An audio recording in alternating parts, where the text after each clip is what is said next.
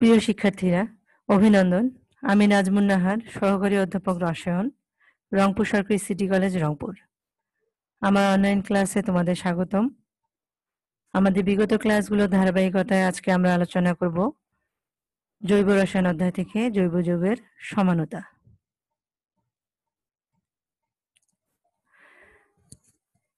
জৈব যৌগের সমানতা।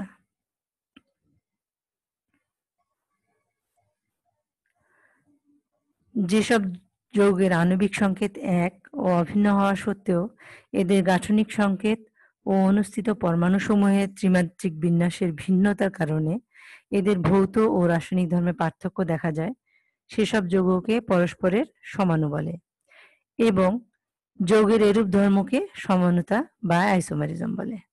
যেমন ইথানল C2H5OH ও ডাইমিথাইল ইথার CH3 বন্ড ও বন্ড CH3 উভয় যৌগ পরস্পরের সমাণু। উভয় যৌগের আণবিক সংকেত একই C2H6O, কিন্তু গাঠনিক সংকেত ভিন্ন হওয়ায় এদের ভৌত ও রাসায়নিক ধর্মে পার্থক্য দেখা যায়। সমানুতা শ্রেণী বিভাগ। প্রধানত সমানুতাকে দু শ্রেণীতে ভাগ করা যায়। প্রথমত গাঠনিক সমানুতা, দ্বিতীয়ত স্টেরিও বা ত্রিমাত্রিক সমানুতা। গাঠনিক সমানুতা, স্ট্রাকচার আইসোমেরিজম। যৌগের অনুস্থিত বিভিন্ন পরমাণুর সম্ভাব্য একাধিক অবস্থান বিন্যাসের পার্থক্য থাকার কারণে গাঠনিক সমানুতার উদ্ভব ঘটে। এই গাঠনিক সমানুতা 5 প্রকার, যথা চেইন সমানুতা, অবস্থান সমানুতা, কার্যকরীমূলক সমানুতা, মেটামরিজম ও টটোমরিজম। এখন আমরা দেখে নিব এই সমানুতাগুলো কাকে বলা হয়। চেইন সমানুতা, নামের সঙ্গে সম্পৃক্ততা আছে। দেখো, একই আণবিক সংকেতযুক্ত চেইন সমাণুগুলো একই সমগোত্রীয় শ্রেণীর সদস্য এবং এসব সমাণুর কার্বন কাঠামো শাখাবিহীন ও শাখাযুক্ত উভয়ই হয়ে থাকে, ফলে এদের ধর্মে পার্থক্য দেখা যায়। যেমন উদাহরণ হিসেবে দেখো, বিউটেন এর স্ফুটনাঙ্ক -0.50 ডিগ্রি সেন্টিগ্রেড এবং 2 মিথাইল প্রোপেন এর স্ফুটনাঙ্ক -10.2 ডিগ্রি সেন্টিগ্রেড। উভয় যৌগের আণবিক সংকেত লক্ষ্য করো C4H10, কিন্তু এদের কার্বন শিকলের গঠন ভিন্ন, যা নিম্নরূপ। দেখো, butane CH3 CH2 CH2 CH3 এর গঠন হচ্ছে নরমাল, একদম চেইন আকারে, এতে কোনো পার্শ্ব শিকল নেই। এরপরে দেখো 2 methyl propane CH3 bond CH bond CH3, এখানে CH এর সঙ্গে পার্শ্ব শিকল হিসেবে একটি মিথাইল গ্রুপ যুক্ত আছে। এই জন্য বলা হয়েছে চেইন সমানুতা, অর্থাৎ চেইন সরল এবং শাখাযুক্ত। এই দুইটার পার্থক্যের কারণে এদের আণবিক সংকেত এক হওয়া সত্ত্বেও এর মধ্যে সমানুতার যে ভিন্নতা দেখা যাচ্ছে, এই জন্য একে বলা হয় চেইন সমানুতা। এতে এদের আণবিক সংকেত ঠিকই থাকছে, কিন্তু ত্রিমাত্রিক বিন্যাসটা ভিন্ন হচ্ছে। এজন্য এদের ভৌত ও রাসায়নিক ধর্মে পার্থক্য দেখা যাচ্ছে। তার উদাহরণ হিসেবে উপরেই দেয়া আছে, দেখো স্ফুটনাঙ্কের পার্থক্য হচ্ছে। অবস্থান সমানুতা, একই আণবিক সংকেতযুক্ত জৈব যৌগের কার্বন শিকলে দ্বিবন্ধন, ত্রিবন্ধন বা কার্যকরীমূলকের অবস্থানের পার্থক্য থাকার জন্য যে সমানুতার সৃষ্টি হয় তাকে অবস্থান সমানুতা বলে। এদের ভৌত ও রাসায়নিক ধর্মে পার্থক্য থাকে এবং এই সমাণুগুলো একই সমগোত্রীয় শ্রেণীর সদস্য হয়। উপরে একটু লক্ষ্য করো, পার্থক্য থাকবে তাহলে 3টি জিনিসের, দ্বিবন্ধন, ত্রিবন্ধন অথবা কার্যকরীমূলক। নিচে উদাহরণটি লক্ষ্য করো, CH2 double bond CH bond CH2 bond CH3, এর নাম নিচে দেয়া আছে বিউট ও আনিন।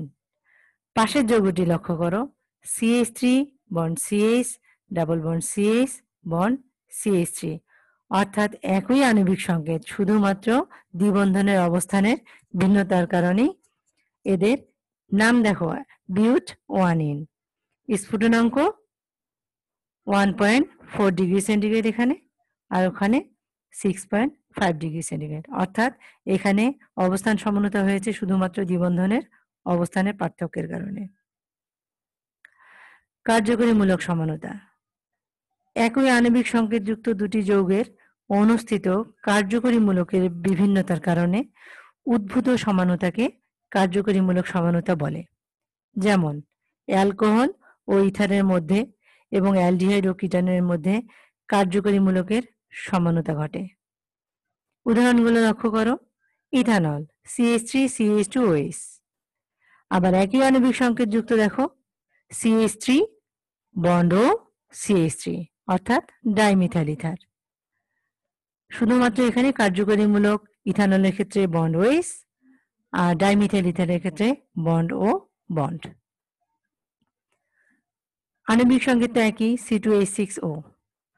নিচের যৌগটির ক্ষেত্রে দেখো propanol CH3 bond CH2 bond CHO। Acetone CH3 bond CO bond CH3। এটির ক্ষেত্রেও একই। প্রোপানলের ক্ষেত্রে কার্যকরীমূলক হচ্ছে বন্ড CHO আর অ্যাসিটনের ক্ষেত্রে বন্ড CO বন্ড অর্থাৎ কিটো। একটা হচ্ছে অ্যালডিহাইড, একটা হচ্ছে কিটোন। আণবিক সংকেত একই দুইটার ক্ষেত্রেই C3H6O। শুধু কার্যকরীমূলকের পার্থক্যের জন্য এদের স্ফুটনাঙ্কের পার্থক্য হচ্ছে। প্রোপানলের ক্ষেত্রে 48.8 ডিগ্রি সেন্টিগ্রেড, অ্যাসিটনের ক্ষেত্রে 56 ডিগ্রি সেন্টিগ্রেড।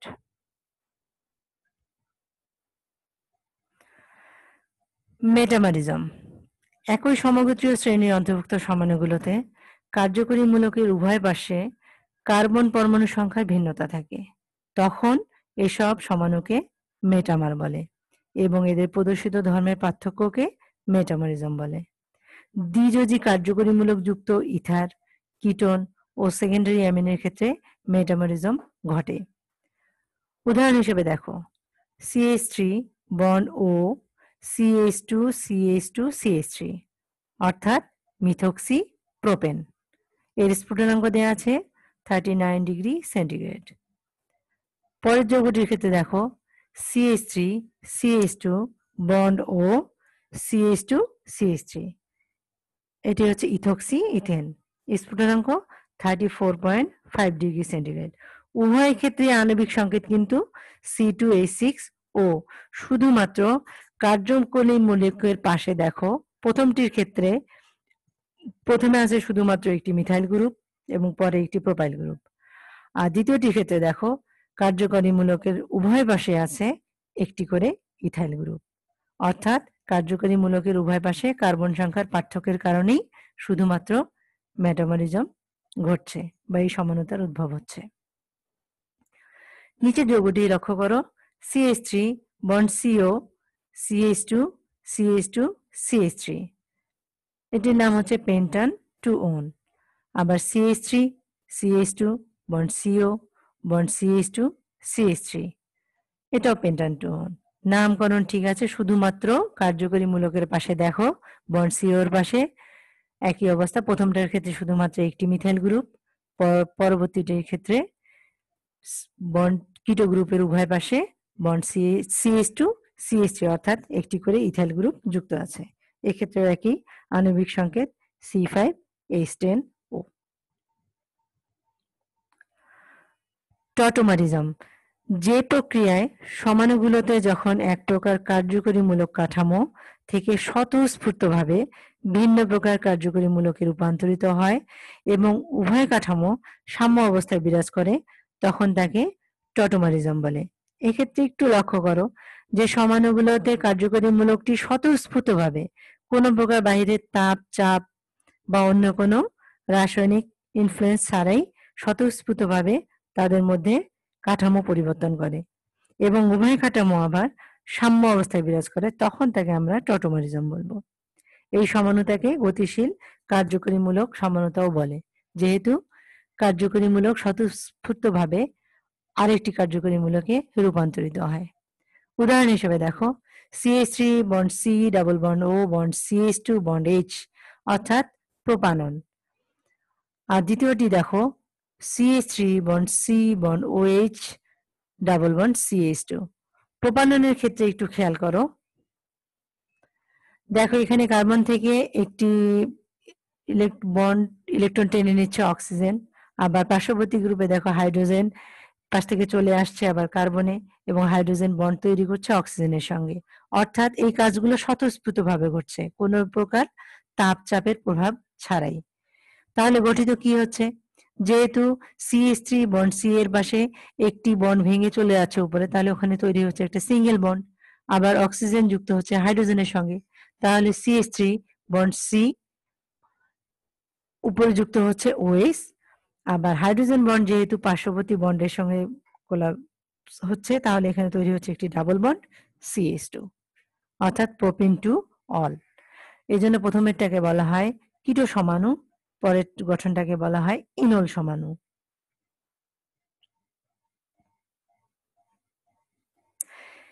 স্টেরিও সমানুতা।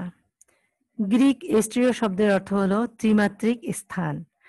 যে সমানুতা সাধারণত অনুষ্ঠিত বিভিন্ন পরমাণু বা মূলকের চতুর্যোজী কার্বনের ত্রিমাত্রিক সজ্জা বা বিন্যাসের পার্থক্যের জন্য সৃষ্টি হয়, তাকে স্টেরিও সমানুতা বলে। অর্থাৎ এক কথায় অণুর ত্রিমাত্রিক গঠন বিন্যাসের কারণে যে সমানুতার সৃষ্টি হয় সেটাকে আমরা বলবো স্টেরিও সমানুতা। এর ত্রিমাত্রিক চিত্রকে কনফিগারেশন বলা হয়। এই স্টেরিও সমানুতা আবার দু প্রকার।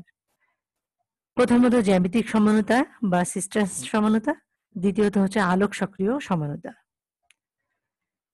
জ্যামিতিক সমানুতা বা সিস্ট্রান্স সমানুতা, যেসব জৈব যৌগের কার্বন কার্বন দ্বিবন্ধনের অক্ষ বরাবর মুক্ত আবর্তন সম্ভব না হয়, ভিন্ন কনফিগারেশন যুক্ত দু ধরনের যৌগ অণু সৃষ্টি হয়, তাদেরকে জ্যামিতিক সমাণু এবং এরূপ যৌগের এরূপ ধর্মকে জ্যামিতিক সমানুতা বা সিস্ট্রান্স সমানুতা বলে। জ্যামিতিক সমানুতার আবার দুটি শর্ত আছে। প্রথমত, সাধারণত AB C double bond CAB, অর্থাৎ কার্বন কার্বন দ্বিবন্ধনের সঙ্গে প্রথমে যদি AB যুক্ত থাকে তাহলে তার পরবর্তীতে AB যুক্ত থাকবে।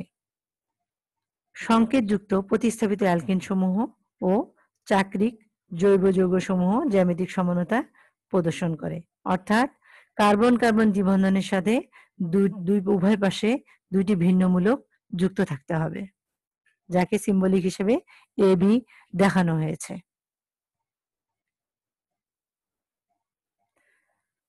উদাহরণ হিসেবে দেখো, কার্বন কার্বন দ্বিবন্ধনের উভয় পাশে বন্ড CH3 এবং বন্ড H, এ পাশেও বন্ড CH3 বন্ড H, অর্থাৎ কার্বন কার্বন দ্বিবন্ধনের একদিকে মিথাইল গ্রুপ দুইটি, অপর দিকে দুটি হাইড্রোজেন যুক্ত আছে, এজন্য এটাকে। আর আমরা জানি যদি কার্বন কার্বন দ্বিবন্ধনে একই দিকে একই ধরনের মূলকগুলো থাকে তাকে আমরা বলবো সিস সমাণু, আর যদি বিপরীত দিকে থাকে তাহলে বলবো ট্রান্স সমাণু।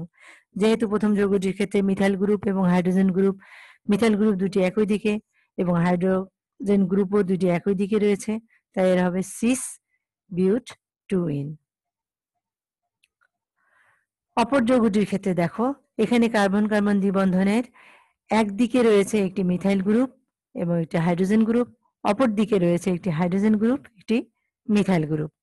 আর আমরা আগে জেনে গেছি যদি মূলকগুলো পরস্পর বিপরীত দিকে থাকে তাহলে সেই যৌগটাকে বলা হয় ট্রান্স, আর বাকি নাম তো ঠিকই আছে, ট্রান্স বিউট 2-ইন। দুটি কনফিগারেশনের মধ্যে সদৃশ পরমাণু বা মূলকদ্বয় যখন কার্বন কার্বন দ্বিবন্ধনে একই দিকে থাকে তখন উক্ত সমাণুকে সিস সমাণু বলে। আমরা যা বললাম এখন একটু মিলায় নাও। অপরদিকে দুটি একই মূলক যখন কার্বন কার্বন দ্বিবন্ধনের বিপরীত বা দুদিকে থাকে তখন উক্ত সমাণুকে ট্রান্স সমাণু বলে। এজন্য জ্যামিতিক সমানুতাকে সিস ট্রান্স সমানুতাও বলে। জ্যামিতিক সমানুদয়ের সাধারণ ধর্ম। ট্রান্স সমাণুর চেয়ে সিস সমাণুর গলনাঙ্ক কম হয়। সিস সমাণুর সুস্থিতি কম, কারণ অভ্যন্তরীণ শক্তি বেশি, আবার সেহেতু দহন তাপ বেশি।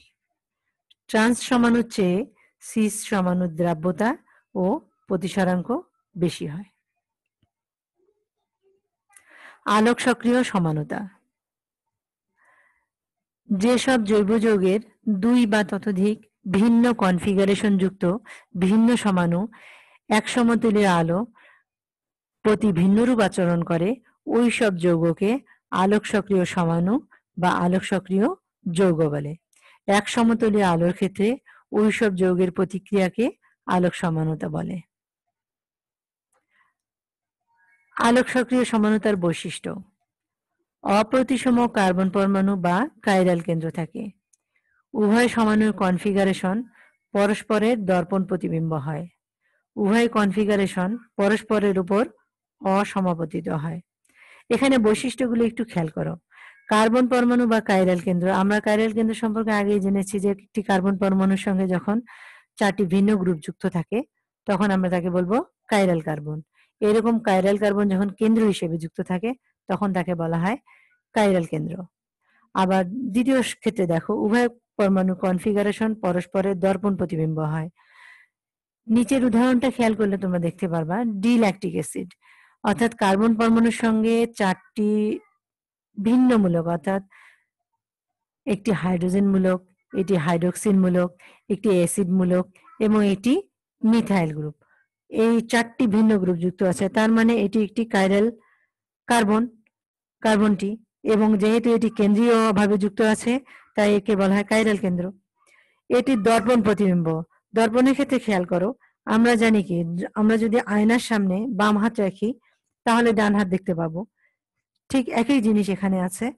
ডি ল্যাকটিক অ্যাসিডকে যদি আমরা দর্পণের সামনে রাখি তাহলে দেখো এল ল্যাকটিক অ্যাসিড পাওয়া যায়।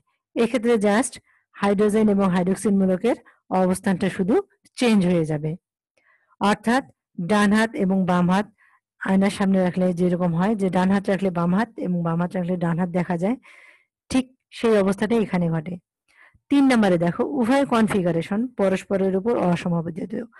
অর্থাৎ দেখো, ডি ল্যাকটিক অ্যাসিডের উপর যদি আমরা এল ল্যাকটিক অ্যাসিডকে নিয়ে গিয়ে বসাই তাহলে কি হবে? হাইড্রোজেনের উপর পড়বে হাইড্রোক্সিল গ্রুপ, হাইড্রোক্সিল গ্রুপের উপর পড়বে হাইড্রোজেন গ্রুপ, আর বাকি দুটো তো ঠিকই থাকবে। তার মানে একটা একটার উপর সম্পূর্ণভাবে সমাপতিত হবে না, দুইটা ভিন্ন গ্রুপ দুইটা ভিন্ন গ্রুপের উপর অবস্থান করবে। এই হচ্ছে আলোক সক্রিয় সমানুতার বৈশিষ্ট্য। আজ এ পর্যন্তই। আবারও একই কথা, তোমরা ভালো থাকো, সুস্থ থাকো, তোমরা বাসায় থাকো, তোমাদের পড়াশোনা কন্টিনিউ করো, কোনো জরুরি কাজ ছাড়া বাইরে যেও না। আর সবচেয়ে বড় কথা, পড়াশোনা খুব বেশি করে করো, তোমাদের সময় কিন্তু আর বেশি নেই, সময় কমে আসছে। ধন্যবাদ সবাইকে।